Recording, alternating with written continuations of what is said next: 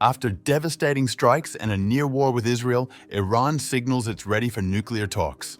A stunning turn for a nation long defined by defiance.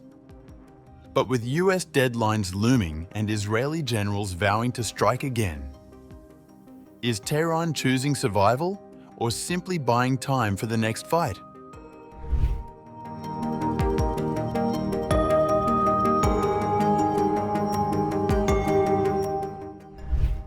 Iran finds itself at a critical crossroads following devastating military strikes in June, with Tehran now signaling unprecedented openness to nuclear negotiations with the United States. This marks a significant shift for the Islamic Republic, which has historically maintained a defiant stance against Western pressure. American President Donald Trump and his administration have maintained a firm position throughout this crisis, with Trump warning that he would not hesitate to strike Iran again if the country resumes uranium enrichment. Last week, Trump warned that if Iran restarted enrichment despite the June strikes on its key production plants. We'll be back. US Secretary of State Marco Rubio and foreign ministers of France, Germany and Britain have set an informal end-of-August deadline for a new nuclear deal. Against this backdrop of American pressure, Iran's leadership has begun signaling a willingness to engage. Speaking to state television on August 14th, Foreign Minister Abbas Araghchi acknowledged the European dimension of the pressure facing his nation. Europeans have until October 28th to trigger the snapback mechanism, in our view.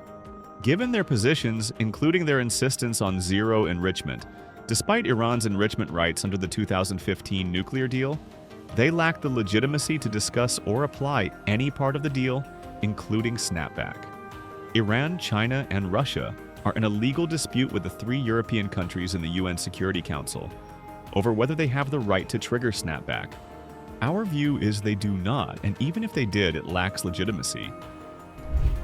Iran's top security official Ali Larijani provided perhaps the clearest indication of Tehran's new willingness to engage, telling Al Mayadeen television, "If the United States realizes it cannot defeat the Islamic Republic through war and then seeks negotiations, we will respond positively. But if they negotiate to prepare for the next war, it will be of no benefit to us." Reuters reported on Thursday that Iran's supreme leader and the country's power structure have reached a consensus to resume nuclear negotiations with the US, viewing them as vital to the country's survival. According to unnamed Iranian sources cited by Reuters, Iran's political establishment now views negotiations with the United States as the only way to avoid further escalation and existential peril. They've seen the cost of military confrontation. This assessment came after Israel launched devastating strikes on June 13th, targeting senior Iranian military leaders, nuclear scientists, and politicians while damaging or destroying Iranian air defenses and nuclear facilities. The strikes proved particularly shocking to Tehran's leadership because they began just one day before a planned 6th round of talks with Washington.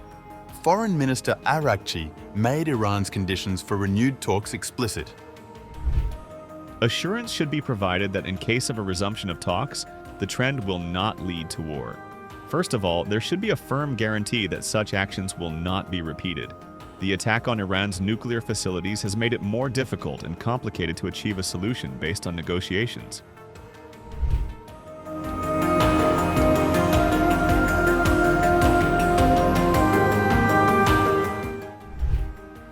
While Iran signals diplomatic openness, Israel's military leadership maintains a firm stance on potential future action.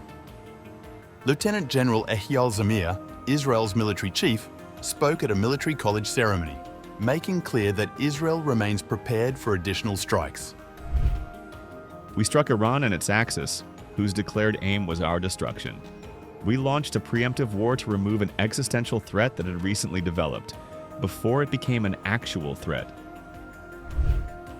Zamir's comments reflected Israel's assessment of the June conflict, which began with Israeli airstrikes on June 13th and escalated over 12 days. the Israeli military chief emphasized the campaign's strategic message. We sent a clear message that Israel would not allow its enemies to become stronger with capabilities that will endanger its existence and will be willing to pay a heavy price to ensure its existence and future. If necessary, we will know how to act again with precision, intensity, and lethality. The June conflict saw Iran retaliate with missile and drone attacks on Israeli cities and military sites. On the 9th day of fighting, the United States bombed 3 Iranian nuclear sites, which President Donald Trump has consistently said obliterated the country's nuclear program. Iran then struck a US base in Qatar before a US-brokered ceasefire ended the conflict.